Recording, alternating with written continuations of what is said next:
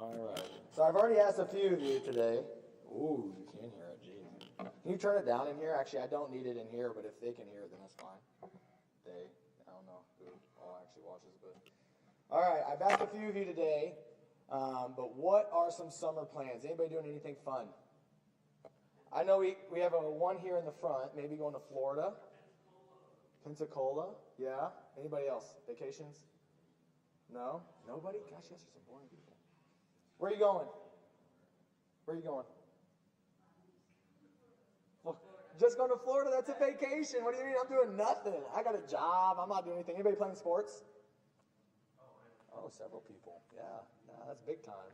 Okay, that's busy. Anybody going to be like starting a new job or possibly doing like any teaching or summer school or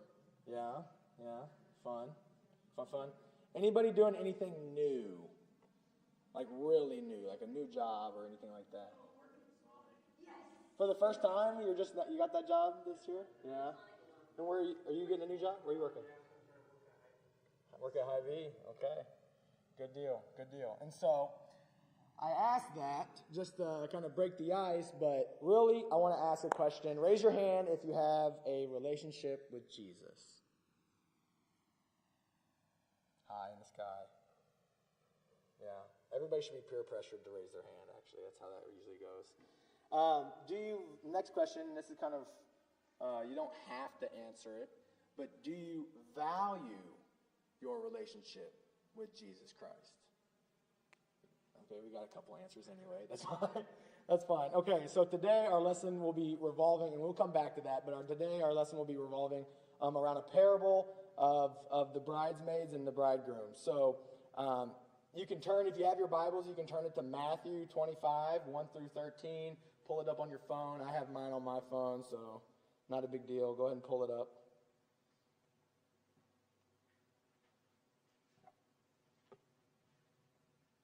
And then again, that's Matthew 25, 1 through 13.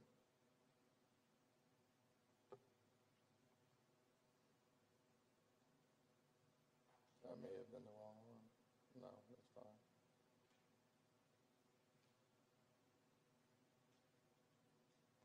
Let me change my version to make it easier for you guys. Okay. Or it says parable of the 10 virgins. I prefer the 10 bridegrooms because that kind of sounds a little different, or the 10 bridesmaids. But all right, so I'm going to go ahead and read this and then just be listening along. At the time of the kingdom of heaven, there will be like 10 10 bridesmaids who took their lamp and went out to meet the bridegroom. So at a wedding, a bridegroom comes down the aisle, and then you have the bridesmaids, correct? Okay. 5 of them were foolish, and 5 of them were wise. The foolish ones took their lamps, but did not have any oil with them, an extra flask of oil. The wise ones, however, took oil in jars or a flask along with their lamps. The bridegroom was a long time in coming, so it took them a long time to get there, and they all became drowsy and fell asleep, all 10, okay? At midnight, a cry rang out, here's the bridegroom, come out and meet him. Her, whatever. Then all the bridesmaids woke up, they trimmed their lamps, which means they turned on their lamps, and they went out to meet the bridegroom. And when they went out, the foolish ones said to the wise, give us some of your oil, our lamps are going out. And the wise said, no, there may not be enough for both of us and you. Instead, go to those who sell oil and buy some for yourself. But while they were on their way to go buy oil from the market, the bridegroom arrived. So the bridesmaids who were ready and went to them to the wedding. And the door was shut. Later on, the other bridesmaids came to him and they said, Lord, Lord, please open the door for us. And he said, truly, I do not know you. Therefore, keep watch because you never know the day or hour. Can someone tell me, in summary, what was that message trying to portray? What was that parable about?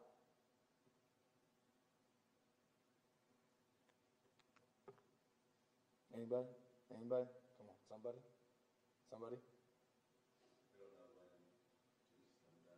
Yeah, so in simplified terms, be prepared, right? Be ready, be prepared. And so I know this parable is relating to the second coming of Jesus Christ or the rapture, but in today we are going to be talking about being prepared for any moment that God may have for your life. And so like any good Baptist sermon or any good lesson you have to have something that kind of starts with like the same letters, right? And so we have 3 P's today. Be prepared to protect the priority. Everybody say it. Okay, so whether that is being ready for God to work in your life, whether that be calling for a change personally, like in your heart, or a call to action, like if you see someone, or service, or working in your church, or being ready to withstand temptations from the devil, whether that be something personal, or even from your family, or your friends, whatever it may be, we have to be prepared when that moment arises so that we can say no or we can say yes. And so it's sometimes not always bad, but it can be good. And so going back to the parable, in the beginning of the parable, Jesus states that there was 5 wise and 5 fool right away at the very beginning. And so could you tell me how we could tell if we were just looking at the 5 both? Could you tell which ones were wise or which ones were fools? And just looking at them, could you tell? Anybody? No, I don't think so. I mean, they both were dressed. They were both there, one. They showed up. They showed up to church. They were there. They were ready for the occasion. Or were they ready? They were dressed. It says they were in their dresses. They were ready. They all had their lamps. Yeah, they had their lamps. They had it trimmed. They had them turned on. And they were waiting patiently. But what we do know, obviously, when the time arrived, that 5 weren't ready. Okay? And so that is what we're talking about today. All 10 showed up. All 10 had their lamps. All 10 were waiting patiently. But what's the difference? The readiness of the wise. They were prepared. And so why were they ready?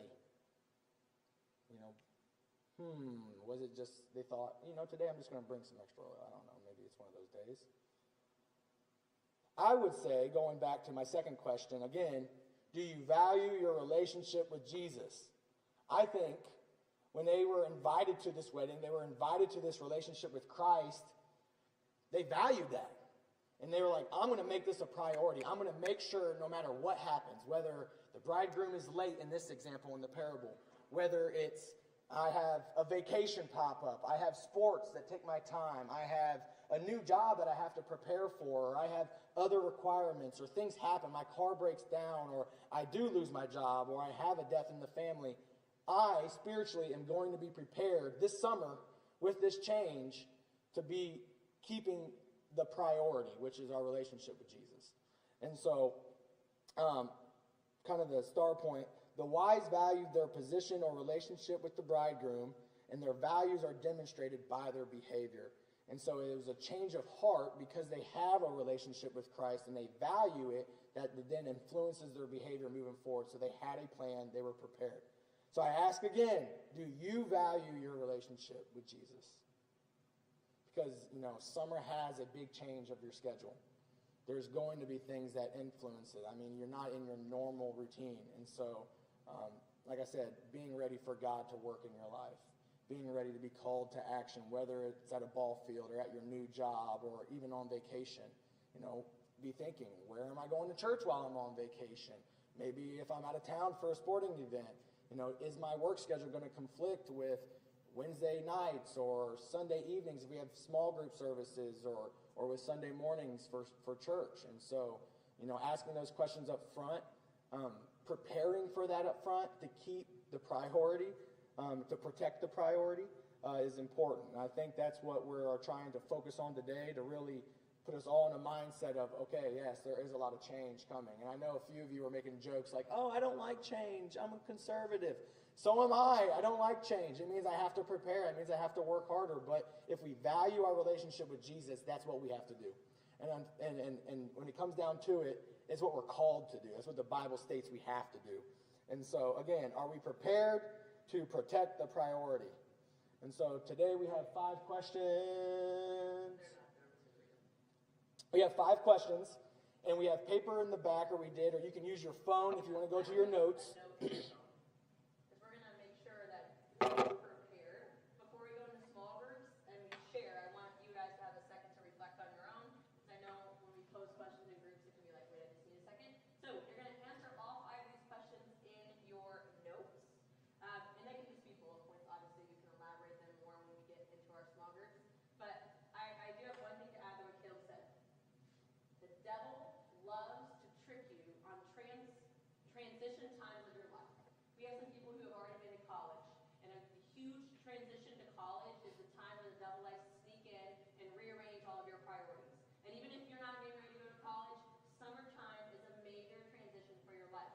Your priorities are going to change. What was forced to be school as a large priority of your life is no longer the forced priority, right? So in the summertime, we have all these things happening, and they are all hopefully good things.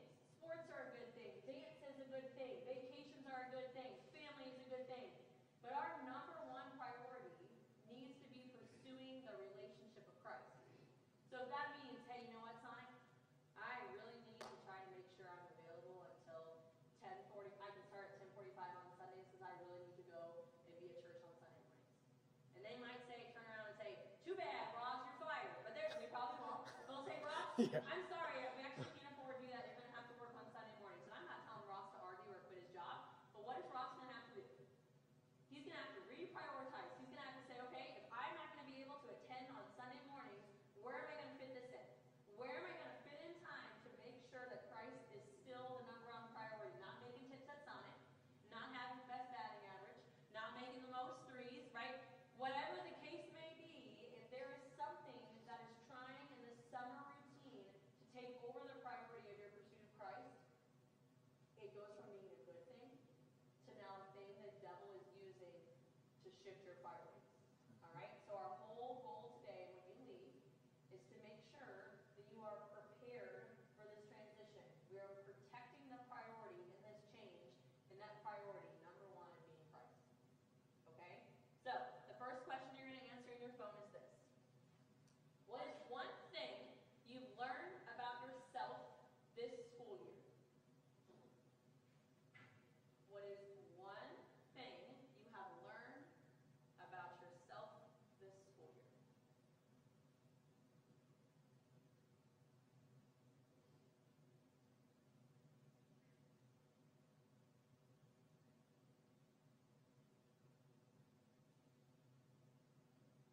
Maybe you learned you have bigger influence than you thought. Maybe you learned you have more true friends or less true friends than what you originally thought.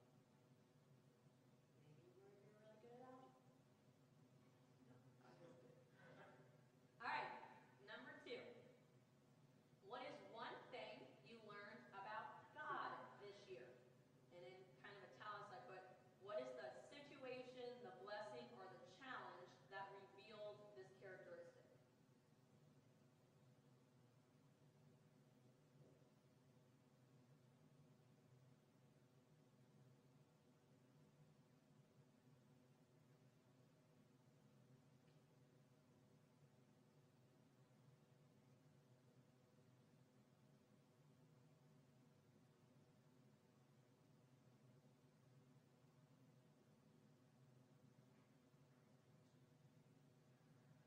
Third question, Caleb already alluded to this one.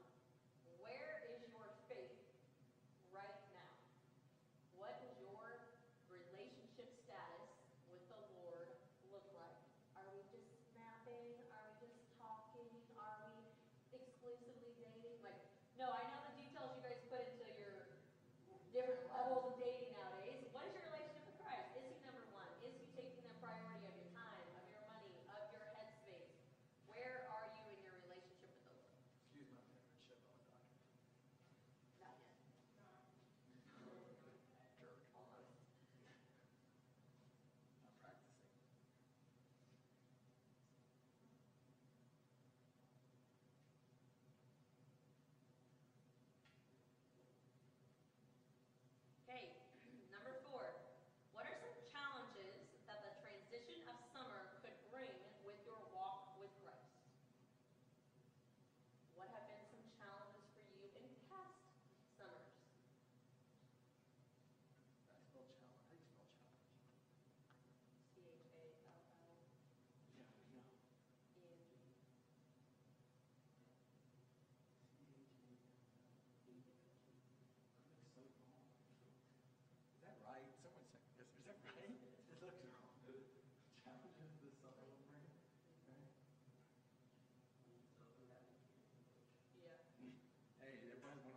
sections on ACT.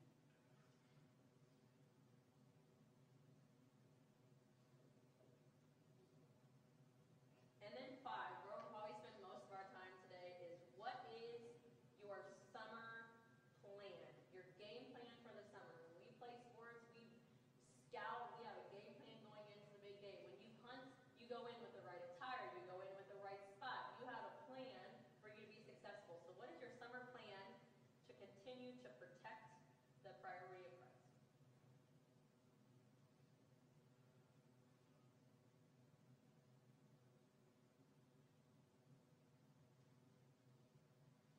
Staying up too late on Saturday nights because it's summer, being too tired to come to church on Sunday mornings. That would be something I would include in my plan. Hanging out with people who maybe aren't making the best choices. Staying too long on social media because now you have all this maybe free time.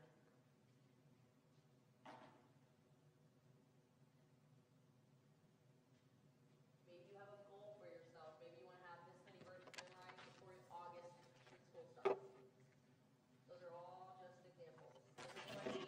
They're obviously not repeated. Any clarification? Yeah.